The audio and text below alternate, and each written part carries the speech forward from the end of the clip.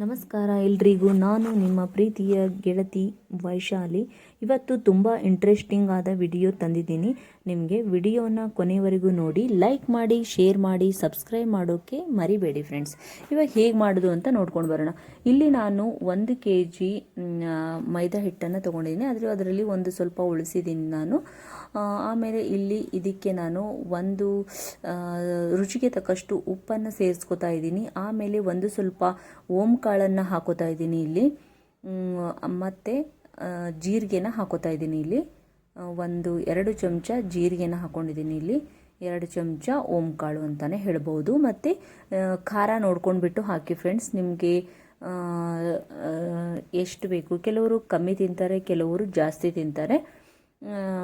So ನೋಡ್ಕೊಂಡ್ಬಿಟ್ಟು ಹಾಕ್ಕೊಳ್ಳಿ. ಇವಾಗ ಇದನ್ನು ಚೆನ್ನಾಗಿ ಮಿಕ್ಸ್ ಮಾಡ್ಕೋಬೇಕು. ಇಲ್ಲಿ ನಾನು ಎಣ್ಣೆನ ಕಾಯಕ್ಕಿಟ್ಟಿದ್ದೇನೆ. ಒಂದು ಸ್ವಲ್ಪ ಎಣ್ಣೆ ಕೂಡ ಇಲ್ಲಿ ಹಾಕಬೇಕಾಗುತ್ತೆ, ಬಿಸಿ ಎಣ್ಣೆ. 1 ಚಮಚ ಸಾಕು, ಜಾಸ್ತಿ ಏನು ಬೇಡ. ಆಮೇಲೆ ಇಲ್ಲಿ ಇವಾಗ ನೀರನ್ನು, ತಣ್ಣೀರೇ, ಇದಕ್ಕೇನು ಬಿಸಿ ನೀರು ಹಾಕಿ ಕಲಿಸ್ಕೊಂಬಂಥ ಅವಶ್ಯಕತೆ ಇಲ್ಲ. ಇವಾಗ ಇದು ಹಿಟ್ಟನ್ನು ಚೆನ್ನಾಗಿ ನಾದ್ಕೊಂಡಾಗಿದೆ. ಇವಾಗ ಇಲ್ಲಿ ಈ ಥರ ಉಳ್ಳೆಗಳನ್ನಾಗಿ ಮಾಡ್ಕೋಬೇಕು. ನೋಡಿ, ಈ ಥರ ಮಾಡ್ಕೋಬೇಕು. ಮಾಡ್ಕೊಂಡ್ಬಿಟ್ಟು ನಾವಿವಾಗ ಇದನ್ನು ಚೆನ್ನಾಗಿ ಸಾಫ್ಟಾಗಿ ಮಾಡ್ಕೋಬೇಕು. ಈ ಥರ ಸಾಫ್ಟಾಗಿ ಮಾಡ್ಕೋಬೇಕು. ಸಾಫ್ಟಾಗಿ ಮಾಡ್ಕೊಂಡಾದಮೇಲೆ ಒಂದು ಸ್ವಲ್ಪ ಈ ಥರ ಮಾಡ್ಕೋಬೇಕು. ಚಪಾತಿ ಹೇಗೆ ಮಾಡ್ಕೋತೀವಲ್ಲ ಹಾಗೇ ಈ ಥರ ಮಾಡ್ಕೊಂಡ್ಬಿಟ್ಟು, ಇದು ಪುಡಿ ಹಿಟ್ಟೇನಿದೆ ಅಲ್ಲ, ಹಸಿಟ್ಟು ಅಂತ ಅಂತಾರೆ ಇದನ್ನು. ಇದು ಕೂಡ ಮೈದಾ ಹಿಟ್ಟೆ.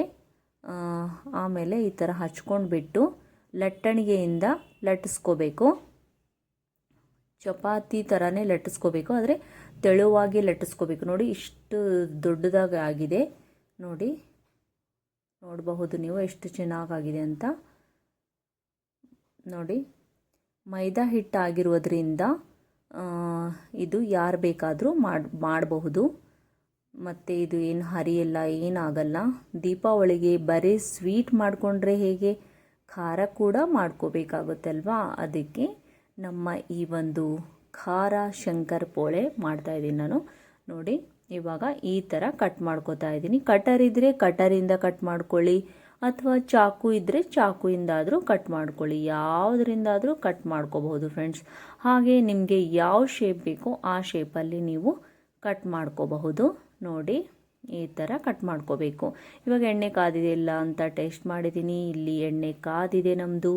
ಇವಾಗ ಒಂದೊಂದಾಗಿ ಶಂಕರ್ ಪಾಳೆನ ಇಲ್ಲಿ ಬಿಡ್ತಾ ಇದ್ದೀನಿ ಎಣ್ಣೆಯಲ್ಲಿ. ನೋಡಿ ಹೇಗೆ ಮೇಲೆ ತೇಲ್ತಾ ಇದೆ ಅಂತ ನೋಡಬಹುದು ನೀವು. ಈ ಥರ ನೋಡಿ, ಇವಾಗ ಸ್ವಲ್ಪ ಮೇಲೆ ಕೆಳಗೆ ಮಾಡಬೇಕು. ನೋಡಿ, ಇವಾಗ ಇದು ಆಗಿದೆ. ಇವಾಗ ನಾನು ಒಂದು ಪ್ಲೇಟ್ಗೆ ಎತ್ತಿಟ್ಕೋತಾ ಇದ್ದೀನಿ. ನೋಡಬಹುದು ನೀವು, ತುಂಬ ಅಂದರೆ ತುಂಬಾ ಕ್ರಿಸ್ಪಿ ಆಗಿರುತ್ತೆ. ಮತ್ತು ಡಬ್ಬದಲ್ಲಿ ಹಾಕಿ ನಾವು ಒಂದು 15 ದಿವಸ ಕೂಡ ನಾವು ಇದನ್ನು ಇಟ್ಕೋಬಹುದು ಫ್ರೆಂಡ್ಸ್. ಈ ವಿಡಿಯೋ ಇಷ್ಟ ಆದರೆ ಲೈಕ್ ಮಾಡಿ ಫ್ರೆಂಡ್ಸ್. ಹಾಗೆ ನೀವು ಕೂಡ ಇದನ್ನು ಟ್ರೈ ಮಾಡಿ ನೋಡಿ ಫ್ರೆಂಡ್ಸ್. ಎಷ್ಟು ಚೆನ್ನಾಗಿ ಬಂದಿದೆ ಅಂತ ಅಂದರೆ ಹೇಳೋಕ್ಕಾಗಲ್ಲ ಫ್ರೆಂಡ್ಸ್. ನೀವು ಟ್ರೈ ಮಾಡಿದಾಗೆ ನಿಮಗೆ ಗೊತ್ತಾಗುತ್ತೆ friends. Happy Deepavali in advance. Thank you for watching. Bye bye. Take care friends.